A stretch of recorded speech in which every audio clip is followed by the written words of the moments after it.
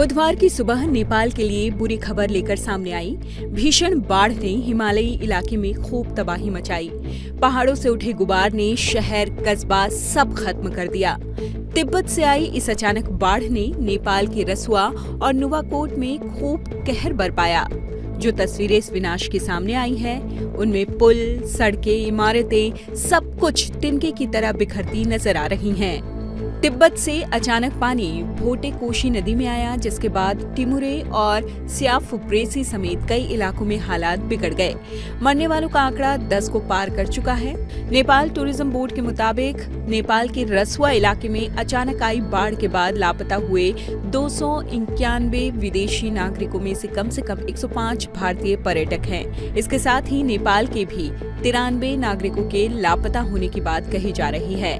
Nepal tourism board ने बताया, बुधवार की सुबह करीब 8:30 बजे रसुआ की भोटे कोशी नदी में अचानक आई बाढ़ के बाद Nepal tourism board, tourist police और पर्यटन से जुड़े लोग उन पर्यटकों और यात्रियों का पता लगाने और उनकी सुरक्षा की स्थिति जानने की कोशिश कर रहे हैं जो प्रभावित इलाकों में थे।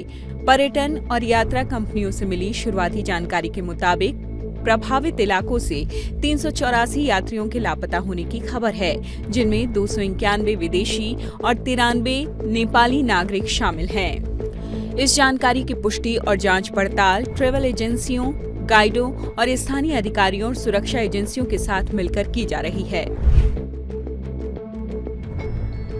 नेपाल में आई इस बाढ़ से भयंकर नुकसान हुआ है। भोटे कोशी नदी से आए फ्लैश फ्लड ने रसुआ जिले को अपनी चपेट में ले लिया। रसुआ के टिमुरे और स्याफुप्रेसी इलाके के कई घरों, बाजारों को तबाह कर दिया। 3 पुलिस चौकियां पूरी तरह से खत्म हो गई। तेज बहाव में गाड़ियां और दूसरे सामान तिनके की तरह बह गए, जबकि पुल भी टूट गया। रसुआ में एक हाइड्रो पावर प्रोजेक्ट भी बह गया। रसुआ जिले में अब तक 10 लोगों की मौत की खबर है। आंकड़ा बढ़ भी सकता है। वहीं 32 पुलिसकर्मी समेत 384 से ज्यादा श्रद्धालु लापता हैं। 291 विदेशी और 93 नेपाली नागरिक इसमें शामिल हैं। कस्टम ऑफिस के 14 कर्मचारी भी संपर्क से बाहर हैं। रसुआ के पास नुवाकोट में त्रिशूली नदी के किनारे से 3 शव भी बरामद किए गए हैं। बिहार से सटे 6 जिलों में अलर्ट। भारत के लिए बड़ी चिंता ये है कि ये तबाही सिर्फ नेपाल तक सीमित नहीं होगी। जिस नदी में पानी आगे बढ़ रहा है वो गंडक में मिलती है। जाहिर है गंडक का भी वाटर लेवल जबरदस्त बढ़ रहा है, जिसे देखते हुए पश्चिमी चंपारण, पूर्वी चंपारण, गोपालगंज, सारण, मुजफ्फरपुर और वैशाली में विशेष सतर्कता बरतने के निर्देश दिए गए हैं। इसके अलावा सीतामढ़ी, शिवहर और अन्य संवेदनशील जिलों में भी हालात पर नजर रखने को कहा गया है। सभी डीएम्स को नदी के वाटर लेवल्स, लो लेइंग एरियाज, पुल और अन्य संवेदनशील इलाकों की लगातार मॉनिटरिंग करने को कहा गया है। लोगों को वक्त पर अलर्ट करने के निर्देश दिए गए हैं। गंडक बैराज के सभी गेट और उससे जुड़े नहरों में पानी छोड़ने के निर्देश हैं।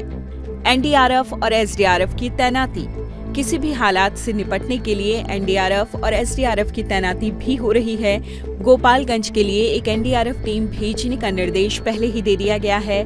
मुजफ्फरनगर में इसी एनडीआरएफ टीम को स्टैंड बाय पर रखा जाएगा। इसके अलावा बेतिया में भी एनडीआरएफ की टीम को तैनात करने के निर्देश दिए गए हैं। बिहार सरकार ने ये साफ किया है कि इस सिचुएशन में पैनिक ना करे। एडमिनिस्ट्रेशन अलर्ट मोड पर है, लेकिन लोगों को संभावित बाढ़ की स्थिति के लिए पूरी तरह तैयार रहना चाहिए।